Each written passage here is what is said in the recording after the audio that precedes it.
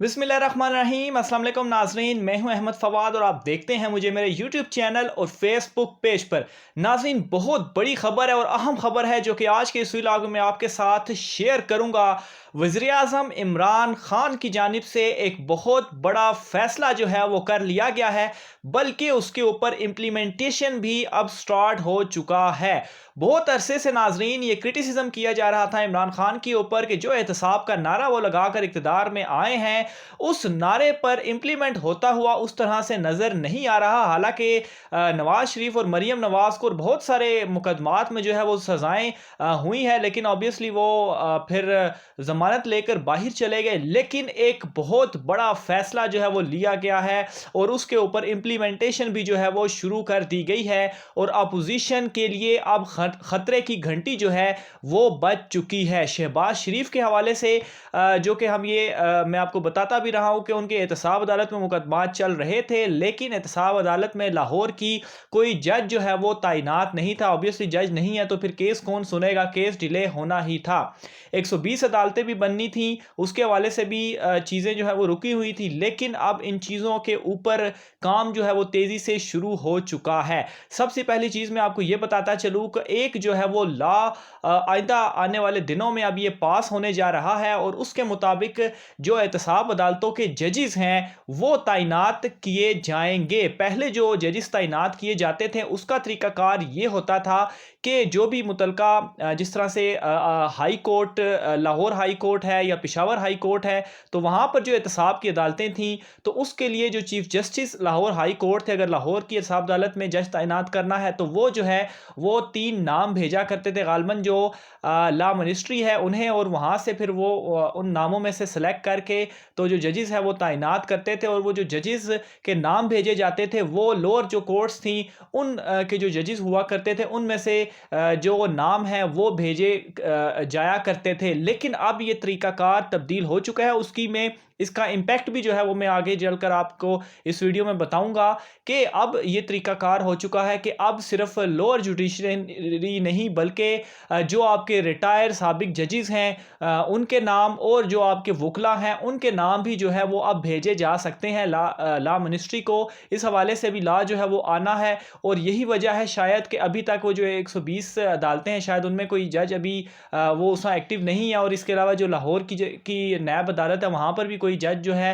वो अभी तक नहीं है। तो डिले इसी वजह से हो रहा है कि ये चीज़ अब हुकूमत लेकर आ रही है और अब इस तरीके से जो जजेस हैं वो तैनात किए जाएंगे और साबिक जो जजेस हुआ करेंगे वो भी जो है वो उनके भी नाम अब भेजे जा सकते हैं। इसके अलावा जो वकला हैं, ऑब्वियसली वकला की भी एक वकला से ही आगे जजेस जो हैं वो बनते हैं, उनके नाम भी भेजे जा सकते हैं। इसके अलावा जो लोअर जुडिशरी वगैरह है उनके भी नाम जो है वो अब भेजे जा सकते हैं और फिर उसके बाद हुकूमत जो है वो आगे से सिलेक्शन करके तो जजेस जो है वो तैनात लॉ मिनिस्ट्री जो है वो तैनात कर सकेगी।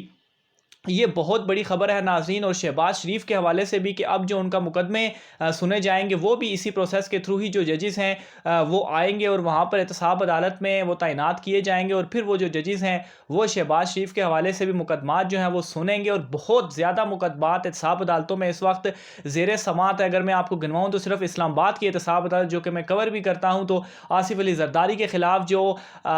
जाली अकाउंट का एक बहुत बड़ा स्कैंडल है जिसमें कोई दर्जन के करीब जो रेफरेंस हैं और सैकड़ों जो मुल्जिमान हैं वो शामिल हैं। इसके अलावा उनकी हमशीरा जो फरियाल तारपुर हैं, इसके अलावा यूनुस कदवाई, कराची के बड़े बड़े लोग उनमें शामिल हैं, सलीम मांडवीवाला हो गया, इसके अलावा यूसुफ रज़ा गिलानी हो गए, ख्वाजा साद रफ़ीक हो गए, ख्वाजा बरदरान उनका जो मुकदमे हैं वो एहतसाब अदालत लाहौर में चल रहे हैं। इसके अलावा खुर्शीद शाह जो हैं उनके मुकदमा जो है वो चल रहा है, शहबाज शरीफ हैं उनके मुकदमे चल रहे हैं, लेकिन इनके अभी कोई खातिर खा डेवलपमेंट जो है वो नहीं हो सकी। और ऑब्वियसली उसकी रीज़न यही है कि अभी उस तरह से जजेस जो है वो तैनात ज़्यादा उनकी तादाद नहीं की गई। तो अभी वो जो 120 अदालतें हैं और ये लाहौर की जो अदालतें हैं यहाँ पर भी इसलिए डिले हो रहा है कि ये चीज़ पेश करने के बाद ये जो प्रोसेस है ये कंप्लीट करने के बाद जो यहाँ पर जजेस आएंगे इस प्रोसेस के थ्रू फिर ये जो मुकदमे हैं उनका ट्रायल यहाँ पर तेज़ी से चलाया जाएगा और अब ये चीज़ें नज़र आना शुरू होंगी कि एहतसाब अदालतें जो हैं वो एक्टिव एक्टिव होंगी और एक्टिव होने के बाद जो मुकदमात के फ़ैसले हैं वो जल्दी होंगे। वो जो एक लंबे लंबे ट्रायल चला करते थे, सालों के साल लगते थे एहतसाब अदालत में मुकदमों को, तो वो चीज़ जो है वो ये खान हुकूमत अब ख़त्म करने जा रही हैं और ये एक नया तरीक़ाकार जो है वो उनकी जानिब से लाया जा रहा है। इसके अलावा मैं आपको ये भी बताऊँ कि सेनेट में जो है वो अब जो कि वज़ीर-ए-आज़म इमरान खान को एक मुश्किलात पेश आ रही थी कि बिल जो थे वो सेनेट में जाकर बहुत सारे ऐसे बिल्स थे जो कि रुक जाया करते थे। पार्लियामेंट से, कौमी असम्बली से तो वो बिल पास करा लिया करते थे, लेकिन सेनेट में जाकर मसला होता था। तो अब वहाँ पर भी उनकी जो ये गुज़श्ता सेनेट इंतखाबात हुए हैं इसकी वजह से वहाँ पर भी उनका काफ़ी होल्ड हो चुका है, तो अब वो ला भी पास करा सकते हैं। इसके अलावा जो अली ज़फ़र साहब हैं वो भी सेनेट की जो ये कानून के हवाले से कमेटी है वो भी उसको हेड करेंगे। तो बहुत सारे मुसवदे, बहुत सारे ला जो उनके पास जाएंगे या वो पेश कर सकेंगे, तो बहुत ज़्यादा आसानी जो है वो इमरान खान हुकूमत के लिए हो रही है और प्रॉपर ये चीज़ें जो है वो प्लान हो रही हैं। और आगे जो आइंदा आने वाले दिन हैं आप ये चीज़ें देखेंगे, क्योंकि मैं जो चीज़ आपको बता रहा हूँ ये सोर्सेज के ज़रिए, ज़राए के ज़रिए ये तमाम तर चीज़ें इस वक्त क्या चल रहा है हुकूमती हलकों में, ये मैं आपको डिटेल जो है वो दे रहा हूँ। ऑब्वियसली इसके ऊपर जब बाकायदा तौर पर इम्प्लीमेंट होगा, बाकायदा तौर पर डॉक्यूमेंटेशन होगी, तो फिर ये चीज़ें मज़ीद सामने आएंगी। मज़ीद जो चीज़ें सामने आएंगी उनमें जो मज़ीद डिटेल्स होंगी उस हवाले से भी मैं जो है वो आपको आगाह करता रहूँगा। लेकिन शरीफ ख़ानदान और जो अपोजिशन है, जो सारे नैब के मुकदमात हैं, ये अब तेज़ी से चलाए जाएंगे। और इमरान खान की जानिब से जो एक वादा था, जो एक उनका नारा था एहतसाब का, जो वो नारा लेकर इक़्तिदार में आए थे, वो अब इसके ऊपर जो है वो फुल फोकस्ड है और इसको जो है वो पूरा करने के लिए जा रहे हैं। जैसा कि आप इमरान खान को शुरू के जो 3 साल है काफ़ी टफ़ जो है उन्होंने गुजारे, ऑब्वियसली कोरोना और दीगर चीज़ों की वजह से काफ़ी टफ़ टाइम उनको मिला, कर्ज़े और ये वो महंगाई जो है वो अवाम काफ़ी उसका गिला शिकवा करते नहीं। लेकिन आपने देखा है कि गुज़श्ता कुछ टाइम से हालात जो है वो पाकिस्तान के बेहतरी की तरफ जा रहे हैं। जो एक डायरेक्शन है, सही डायरेक्शन, उसकी तरफ जो है वो मुल्क अब जा रहा है। माइशत जो है वो बेहतर हो रही है, जीडीपी ग्रोथ आप देख लें, और उस हवाले से ये कहा जा रहा है कि वो मज़ीद अभी अगर वो 4 है तो वो 6 तक जाएगी। इसके अलावा महंगाई, ये नाज़रीन मैं ये भी आपको एक बड़ी ख़बर दे दूं कि आइंदा आने वाला बजट जो कि तकरीबन 1 हफ़्ते बाद वो बजट जो है वो पेश किया जाएगा हुकूमत में, उसमें बहुत ज़्यादा रिलीफ आवाम को फ़राहम किया गया है। एक तरफ तो जो तनख्वाहें हैं, पेंशनें हैं वो बढ़ाई जा रही हैं। इसके अलावा महंगाई में ये आप इम्प्लीमेंट होता हुआ देखेंगे कि महंगाई बिल्कुल निचली सतह पे जो है वो लाने की पूरी कोशिश की जा रही है और महंगाई को जो है वो कम किया जाएगा। और बहुत बड़ा रिलीफ ये जो बजट है इसमें इमरान खान हुकूमत की जानिब से जो है वो अवाम को फराहम किया जाएगा। यही एक गिला जो है वो अवाम की जानिब से किया जा रहा है महंगाई का, लेकिन ये गिला भी इंशाल्लाह अब जो है वो ख़त्म हो जाएगा। इसके अलावा आइंदा आने वाले बजट में और भी बहुत सारी ऐसी चीज़ें रखी गई हैं जो कि जो ये गिले शिकवे थे अवाम के वो दूर करेगी। ख़ास तौर पर एक सबसे बड़ा गिला जो कार प्राइजेस के हवाले से कहा जा रहा था कि गाड़ियों की प्राइजेस एकदम से बहुत ज़्यादा जो है वो कर दी गई हैं, लेकिन उसका भी एक